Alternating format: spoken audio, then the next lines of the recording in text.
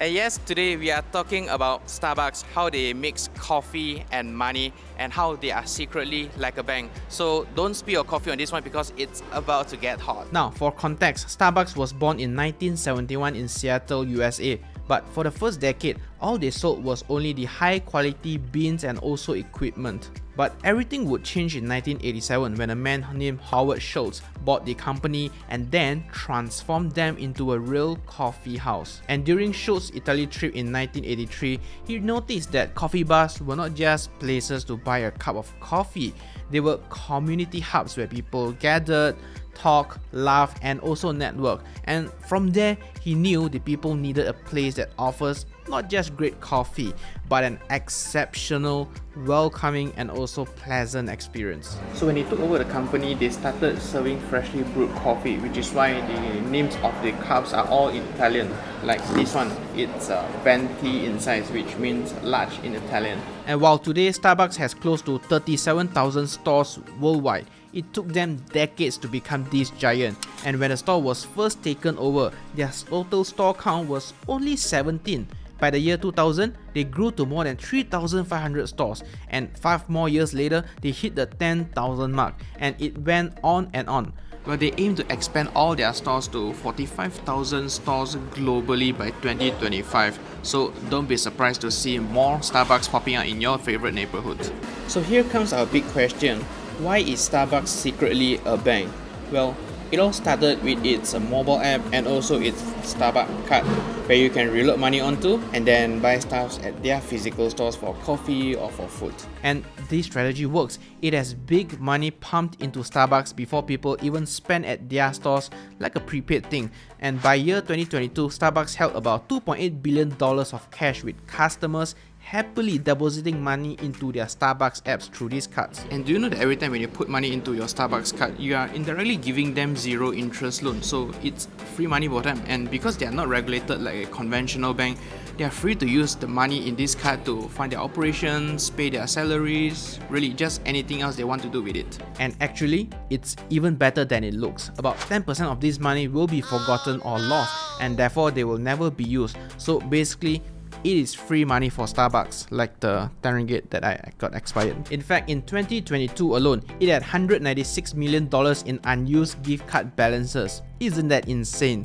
And if you look at the traditional banks, when we deposit money into them, they need to keep some cash reserves just in case we want to withdraw, right? But that's not the case for Starbucks. All you can withdraw are their food and also their drinks, and that's usually worth so much less compared to the cash value that you have in the app itself. But why are there so many people willing to spend their money on a Starbucks coffee when they can just get any coffee for like a fraction of the price, right?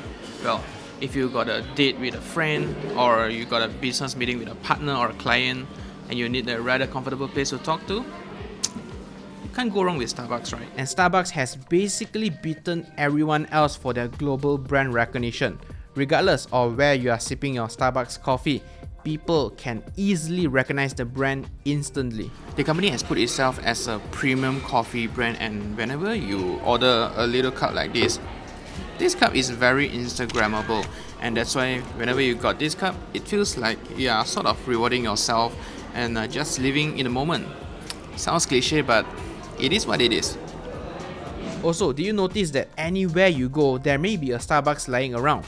Well, that is part of their business strategy as well. They are usually located in very high dense, high traffic and high visibility areas like the city center, any busy streets, office buildings, university campuses, and each of the stores are designed with a sort of cool and chilling vibe. And there is even more. The company has made good use of their loyalty programs like the Starbucks Reward program and also the Starbucks card, so that their customers would visit again and again and again. And the next time you want to go to a coffee house, you will remember, I still have that $10 in my Starbucks card, right? Cannot waste it all. So again, you will step into the shop. So if you have watched until this point of the video, you probably want to know how Starbucks earns your money, or really our money.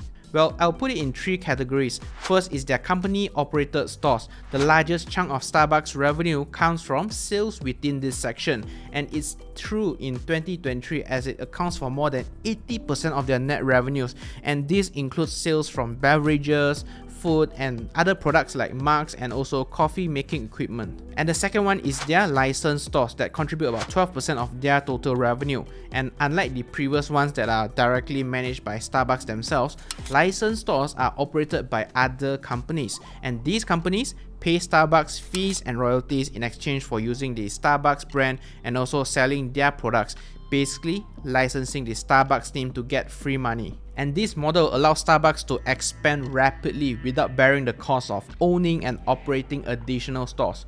Very genius, right? And the third and remaining 6% of their revenue comes from consumer packaged goods, CPG, and also food service and other stuff. Sometimes in shopping malls, you can see products like beverages, packaged coffee, and tea produced by Starbucks. And not to forget, their partnerships with other companies like PepsiCo and also Nestle to distribute Starbucks branded products. So the next time you buy a Starbucks coffee, you might just look at them differently. I would like to give a quick shout out to Momo, a brokerage platform that provides you advanced charting tools, analysis, and also smart indicators for you to identify stock price trends easily and faster, both on their mobile app as well as their desktop trading platform. Plus, they provide you free 24/7 market news coverage from various reliable resources such as Bloomberg and CNBC, so you would not miss if there's any important updates in the market. Feel free to use my link down below to download the app and also get some free rewards. But note that for Malaysian users, you can still sign up for an account now, but you would have to wait for them to be officially and fully licensed in Malaysia before you can start trading with it. At the moment, they just obtained the approval in principle (AIP) from the Malaysian regulators, so give them a little bit of time, like 1 or 2 months, and I'm sure you will see them in Malaysia very soon. So here we are, covering one of the most valuable brands when it comes to selling coffee, because it is not just a coffee seller, it is also secretly a bank. Yeah, hope you guys love this video. I got kicked out of Starbucks just to make this video with my camera, so I had to come back with a phone. So hope you guys liked it. Do subscribe and let me know if you guys like more videos in this Behind the Business series. I look forward to making more for you guys. Alright, thank you for watching, and as usual, I will see you in the next one.